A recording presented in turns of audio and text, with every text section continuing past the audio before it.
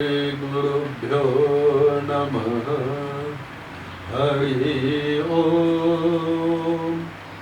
सहनौ भवतु सहनौ भुनक्तु सह वीर्यं करवावहै तेजस्विनावधीतमस्तु मा विद्विषावहै।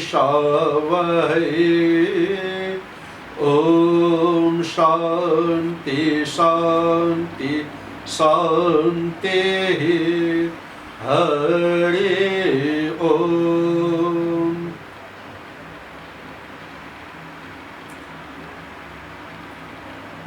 ओम भद्रं कर्णेभिः शृणुयाम देवाः भद्रं पश्येमाक्षभिर्यजत्राः स्थिरैरङ्गैस्तुष्टुवागुंसस्तनूभिः व्यसेम देवहितं यदायुः। स्वस्ति न इन्द्रो वृद्धश्रवाः स्वस्ति न पूषा विश्ववेदाः स्वस्ति नस्तार्क्ष्यो अरिष्टनेमिः स्वस्ति नो बृहस्पतिर्दधातु। ॐ शान्ति शान्ति शान्तिः। हरि ओम।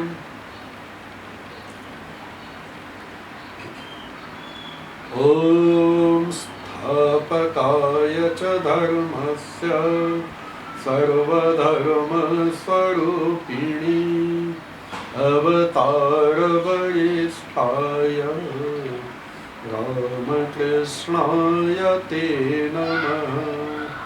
जननीं शारदां देवीं रामकृष्णं जगद्गुरुं पादपद्मे तयोः श्रित्वा प्रणमामि मुहुर्मुहुः।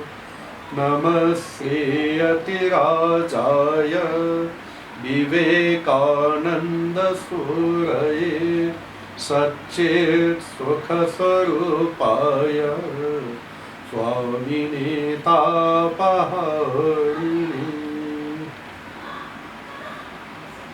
Dear friends, today let us proceed in this value education class. Let us proceed with the lesson Life of Swami Vivekananda, that last paragraph which I wanted to explain. Last time we read, but I wanted to explain it further. महाराज हजुरको आवाज कटी आइरहेछ। हजुरको आवाज कटी आइरहेछ आवाज। Hello hello ब्लुटुथको कारणले होला, त्यो इन्टरनेट होइन। हेलो कटी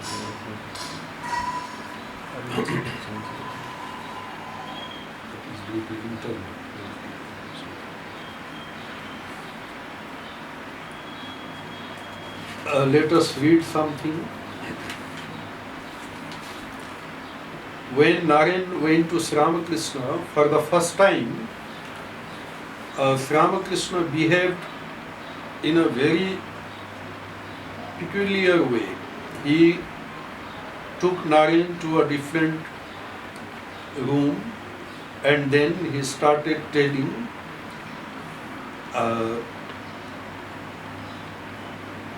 Narayan first asked whether you have seen God or not. Sir, that is a very famous question.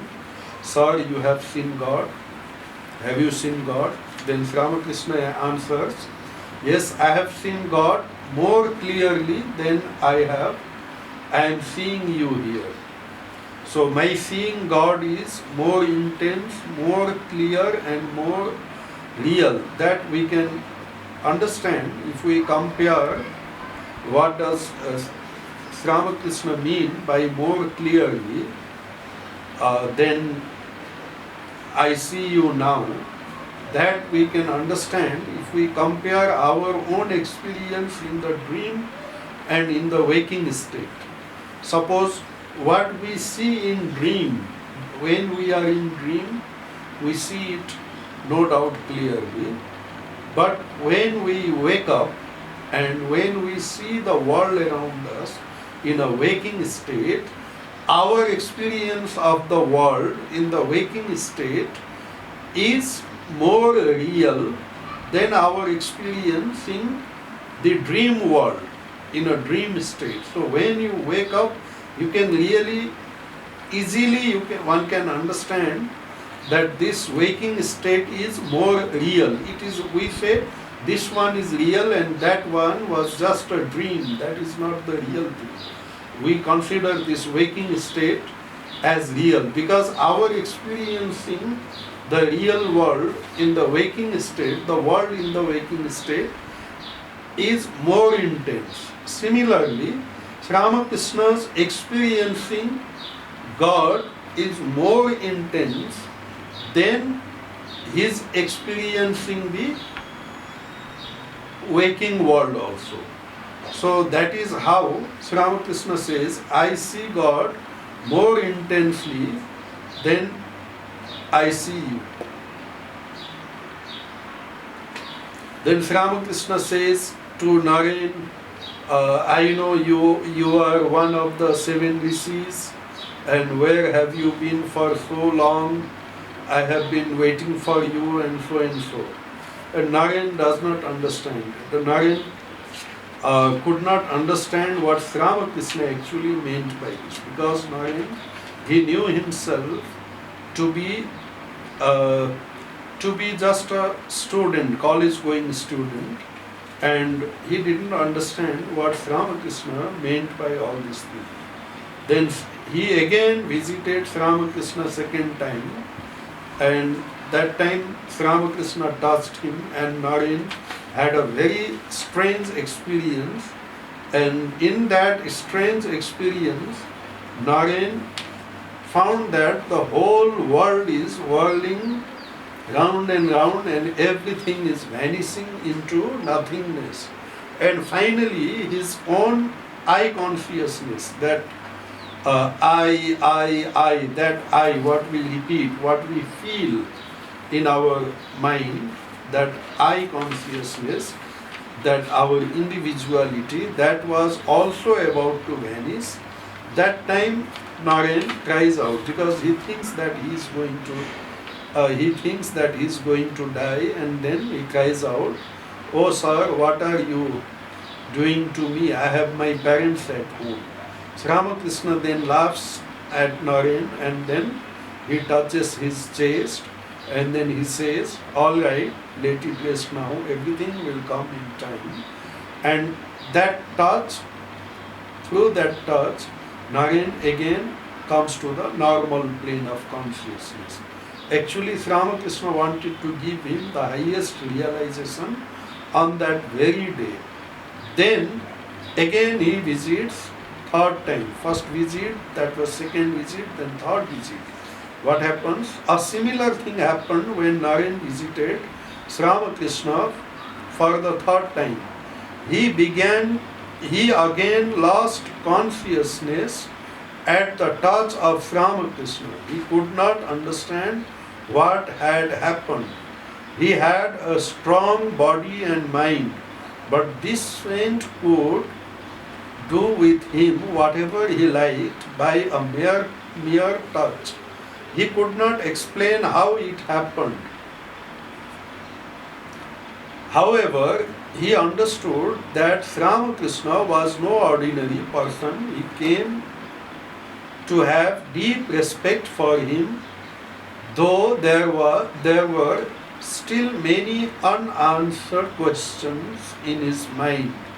Now, in this third visit, what Sri Ramakrishna did was, when Sri Ramakrishna touched Naren, Naren again lost his consciousness, and in that, when Naren lost his consciousness, he goes to different plane of existence.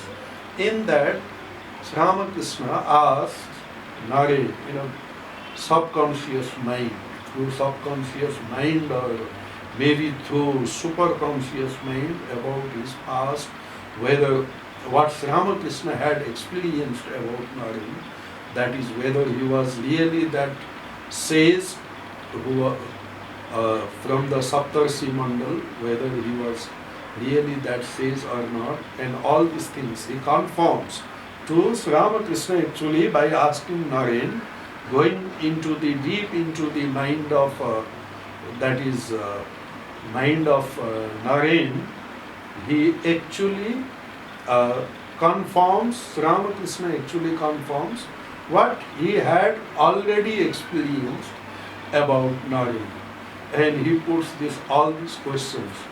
Here, Naren again could not understand. 3 times, Naren was a man of very strong willpower, and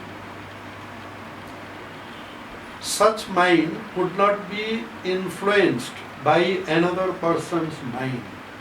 For example, those minds which do not have willpower, some minds are very ordinary kind of mind, or just they don't have willpower, not very strong mind. Mostly those type of minds, they are in the realm of what you call instinct.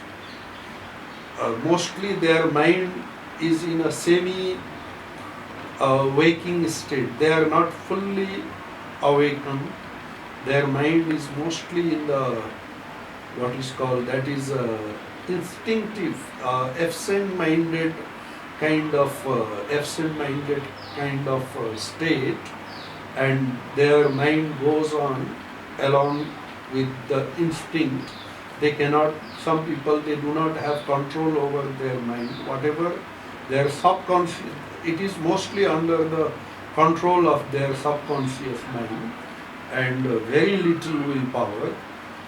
And such minds can be influenced or hypnotized by another mind which is stronger, which has stronger willpower. Such minds can be influenced. But Naren had a very strong willpower, that is, his mind was much above the instinctive level of mind, much above that. So willpower was very strong, and his mind was focused, concentrated, and especially strong willpower. So, for example, we can take the mind of, for example, animals. Animals do not have any willpower at all. Human beings have willpower. Willpower is actually connected to our ego consciousness, that is ahamkara vritti. Because of that ahamkara vritti, we have willpower. Willpower means we have 2 options, whether to do right or do wrong. Means whether to do this or do that. We can distinguish between what is good and what is bad. Then we can give up what is not good, and we can choose and we can do what is good. That is willpower means that one. Sometimes we can distinguish between what is good and what is bad, but though we know that something is not good for us, but we cannot practice it in real life. That means our willpower is not strong. Though we understand that this is not good, this is wrong, but we cannot practice it. That means our subconscious mind, all the negative or bad qualities in the subconscious mind, they have influenced.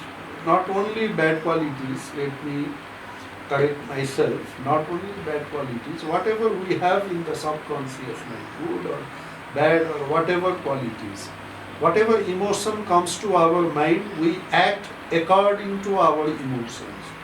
We cannot apply our willpower and then do what is right for us, what should be done and what should not be done. That practically being able to apply our mind to the right thing, that kind of power is called willpower.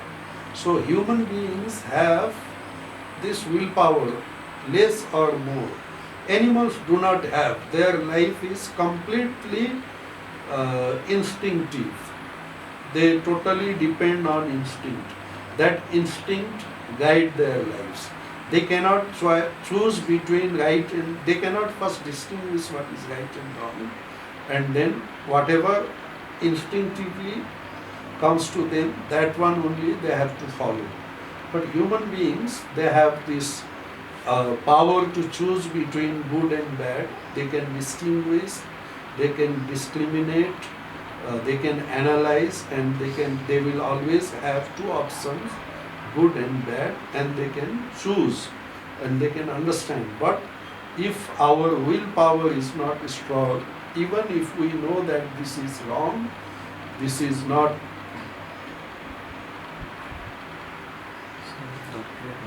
Hello? Sound.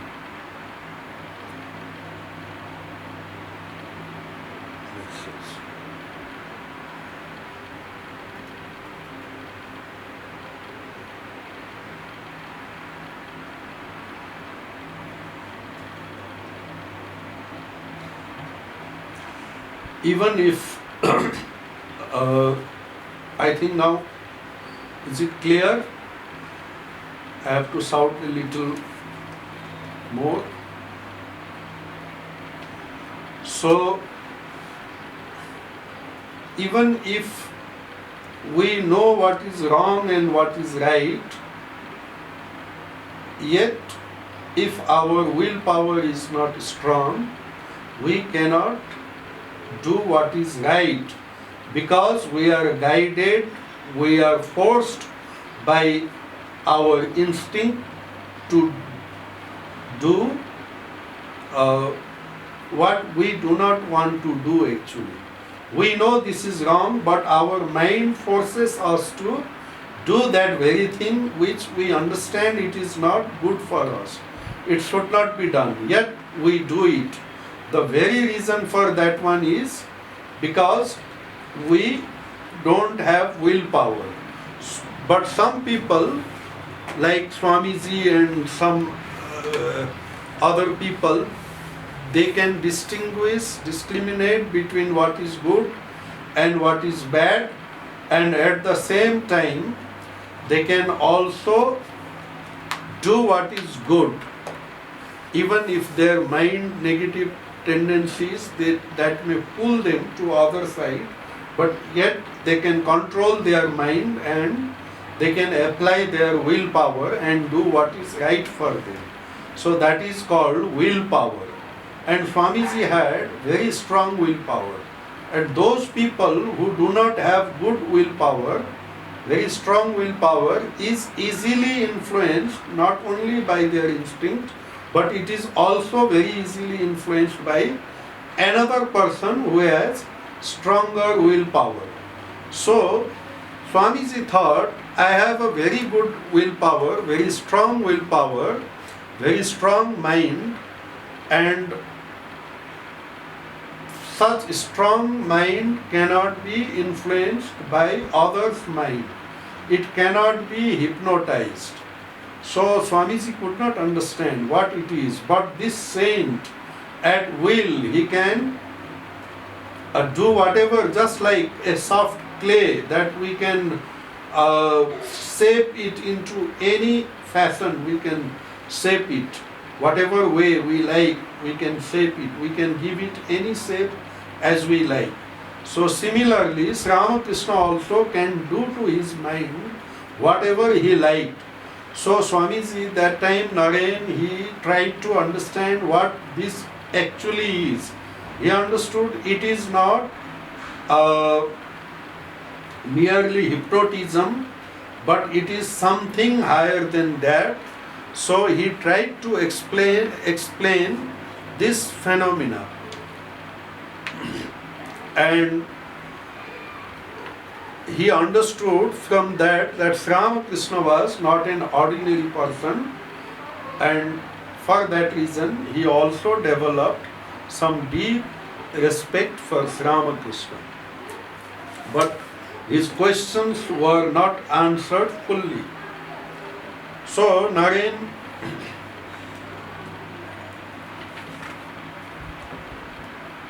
then we come to the next chapter, Master and the Disciple. Naren now began to visit Sri Ramakrishna as often as he could. He felt that Sri Ramakrishna loved him more than anyone else did. He was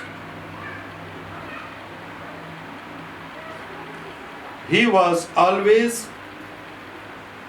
eager to see him. Somehow Naren developed a kind of love, a kind of attraction for Sri Ramakrishna, and he understood that Sri Ramakrishna is not an ordinary person, and he started visiting Sri Ramakrishna as often as he could. Sri Ramakrishna was confident that Naren would someday become a great man. He mentioned this to his other devotees, telling them about Naren's many good qualities. He said that other devotees were like stars, but Naren was like the sun. He said that Naren was a liberated soul who had been born to help other people. Sri Ramakrishna had great confidence in Naren. He knew that he could never do anything wrong. And then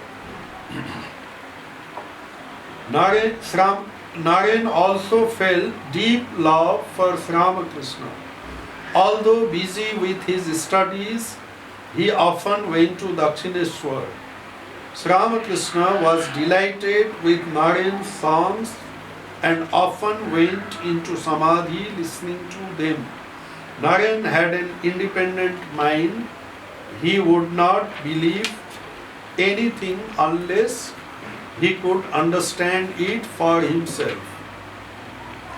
Many times he would argue with Sri Ramakrishna if what he said was not logical to him. Once Sri Ramakrishna said, if you do not accept my views, why do you come to me? Naren replied, I come because I love you.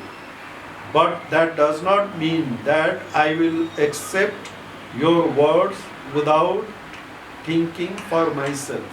Instead of being annoyed, Sri Ramakrishna was pleased to hear this. He was glad that Naren was so independent-minded. Now, Sri Ramakrishna tasted in 3 different visits, and later on also Naren also used to taste Sri Ramakrishna. Naren wanted to verify what Sri Ramakrishna says is whether it is correct or not. And Swamiji had very strong mind, and his mind would not accept anything without proper analysis. So if other people, they accepted what Sri Ramakrishna said without much problem, Naren would argue and debate, and then only he would accept. And Swamiji later on says this thing also, that do not accept anything without properly analyzing it, because that is the very faculty of human mind. Human mind can think, and then it can discriminate what is right, what is wrong, and it can think logically also, it can reason also. That reasoning capacity only human mind have. So we should, Sri Ramakrishna also used to say, whatever I have to say, I have said. Now you properly analyze it and then you accept it. That is how Sri Ramakrishna also used to teach. So, there are many incidents in the life of Sri Ramakrishna and Swamiji where Swamiji tests Sri Ramakrishna in so many different ways.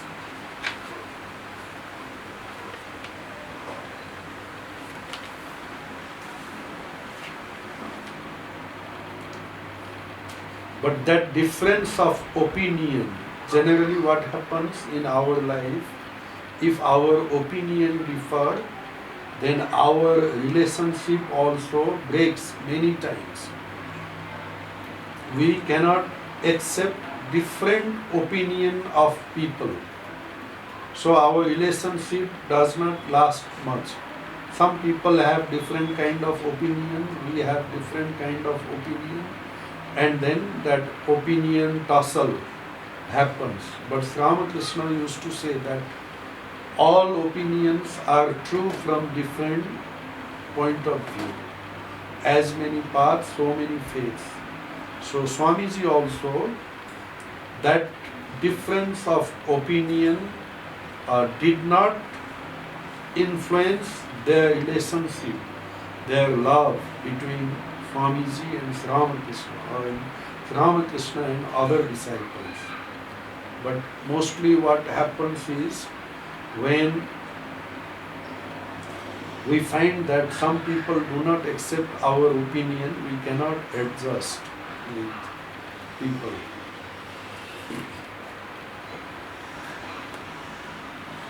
And time went on, Naren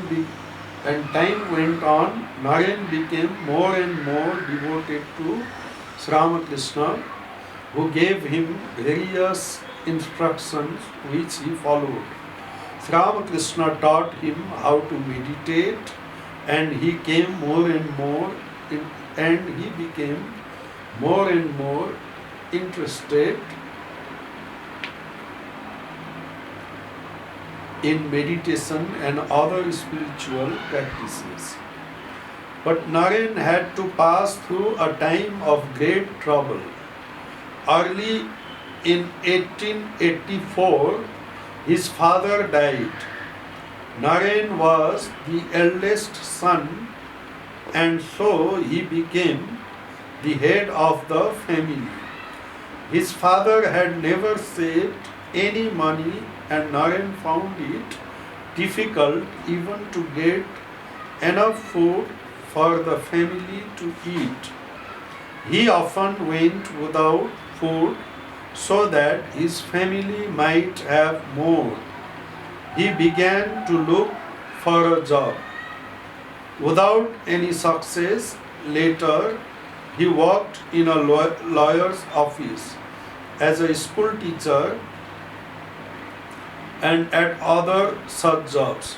They were not permanent, and he had difficulty in supporting his family.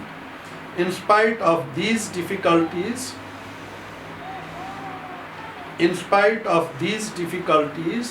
they at least had a house to live on.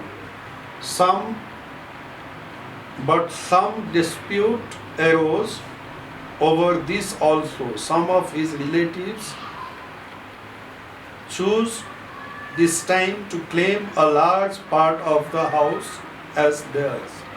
The case went to the court, where it dragged on for a long time. Luckily, the case was decided in favor of Naren. So during this time, Naren had to go through dire poverty. And on the one side, Naren had so much of this passion for the world. He, after coming in contact with Sri Ramakrishna, he had decided that he would give up the world and then become a monk. But at the same time, he was the eldest son, and all the responsibility to look after his family was on his shoulder. So it was a kind of in case of Swamiji, another kind of situation. He didn't have that kind of money and like that wealth and money and like that. So this is more difficult situation because he had his parents, his brothers, sisters to look after, and the whole family dependent on him.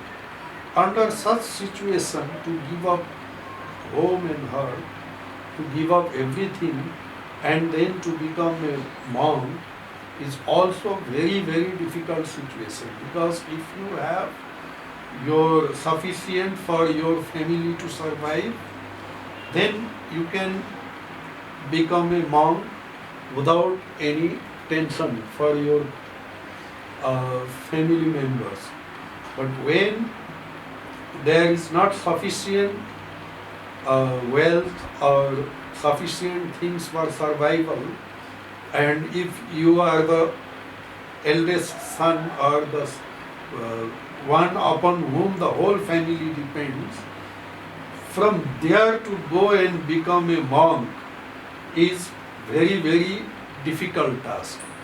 So this kind of struggle, this kind of tug of war happens in the life of Swamiji, and through this poverty and through this struggle, Swamiji learns many, many, many things, and he already he was so much compassionate, but this will make Swamiji more compassionate, more compassionate, and that heart, Swamiji has that heart to understand the difficulties of others by his own first-hand experience of what poverty is. So this is, we will, about life of Swamiji, we will stop here, and next time we will see at the Kasipur garden house, where actually Sri Ramakrishna was suffering, staying, Sri Ramakrishna was staying, and when he was suffering from throat cancer. That part 7 of this book, we will read next Sunday. But next Sunday is Durga Puja. Next Sunday. Huh? So I think this Durga Puja next Sunday is next Sunday. Next Sunday छ होइन Huh? Next Sunday होइन 10 गते छ दसैँ कहिले 10 गते हो 10 next सन्डेको कति दिन पर्छ after how many days next Sunday यहाँ हेर्नु Huh? यहाँ क्यालेन्डर यहाँबाट हेर्छु त्यहाँबाट थाहा हुनु Just check. Next Sunday we can have class. You will be here. Next Sunday हजुर 9 भनेपछि Hmm? 9 भनेपछि I may not be in that days Huh? because 10 is Dasai is in 10th, but Sunday is in 9. So next Sunday is Navami, no? So next Sunday we will not have class, and I think our next class should be after Deepavali. After Deepavali we will have our next class. After Deepavali, that will be better, because now puja season, everybody will be busy with puja and other arrangements. If we decide to do something, then we will notify. So I will read the teachings of Swamiji here. Power of mind. We discussed about Swamiji's mind, willpower and other things. Swamiji had a very strong willpower, all these things we discussed. Now I can just read something.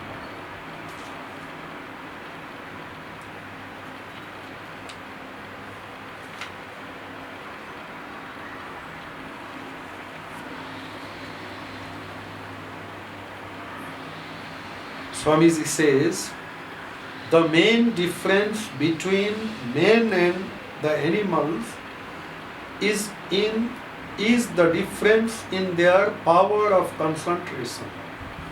All success in any line of work is the result of this. The difference in their power of concentration also constitutes the difference between man and man. Compare the lowest with the highest. The difference is in the degree of concentration, that is, focusing of our mind. What is the difference between man and animal? It is the concentration, focusing of mind. Animals cannot focus their mind. They have very little, very little concentration. I should say the mind of animal is still lower than, their focusing power is less than the most ordinary man, who is most distracted man. If a man is very distracted and he has no concentration, no focusing power, no concentration power, the most distracted, the most restless mind, if man is there, and if we compare that man with animal will have less than that. Because he is man means he has more power of concentration than animal. That is why he has become man. If he had less than that, then he would not have become man. He would have been born as an animal. So the difference between man and animal is this power of concentration, power of focus, that we can easily understand. Animals are very easily distracted. Those who train animals, they can understand it very well. The mind of animal is very quickly distracted, so nothing is retained. But mind of man is, compared to animals, even the lowest man, even the most ordinary man, whose mind is totally not at all focused, is better than animal's mind. That makes the difference between man and animal. The main difference between man and the animals is the difference in their power of concentration. All success in any line of work is the result of this. And now compare the lowest man, Swamiji says. Compare the lowest man with the highest man. What is the difference? That is the same power of concentration. The lowest man has very little power of concentration, but it is higher than animals' power of concentration. But compare man with man, that is lowest man with the highest man, again the difference is in the power of concentration. The higher mind, the higher man has more focusing, more concentration power. We can see that. Those who are little intellectuals, they may not be spiritual. That is a completely different thing, like Swamiji, Ramakrishna, Shankaracharya, Buddha. Their mind is 100% focused. 100% focused. But that is why it goes into samadhi. If mind is not 100% focused, it cannot go into samadhi. But even,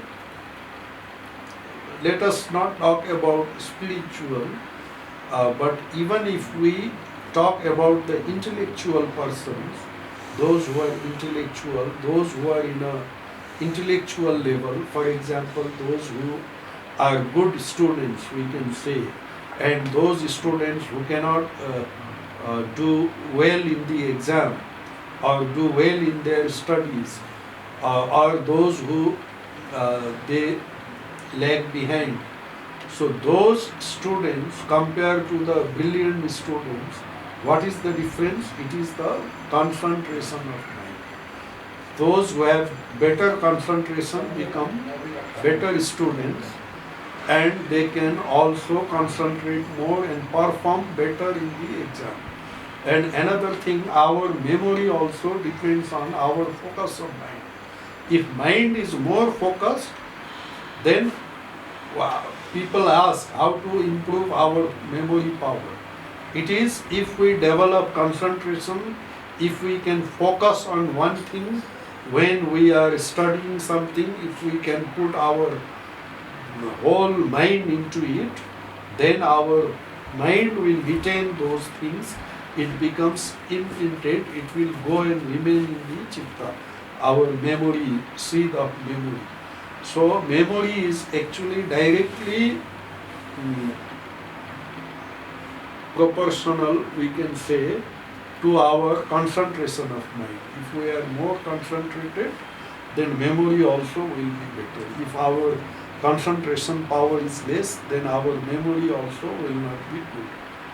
And what Swamiji says, another one we can see, 90% of thought force is wasted by the ordinary human being, and therefore he is constantly committing blunders. The trained man or mind never makes a mistake. This is also another thing to remember. If our mind is properly trained, our mind is properly focused, if we can concentrate our mind at a things with what we are doing, then we will not make a mistake.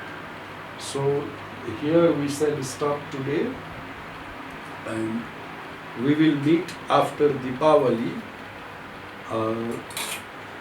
So now I will go offline, and prayer will be there, Arati will be there. You can wait for Arati. Om Shanti Shanti Shanti. Hare Om Tatsat. Shri Ram Krishna Arpanamastu.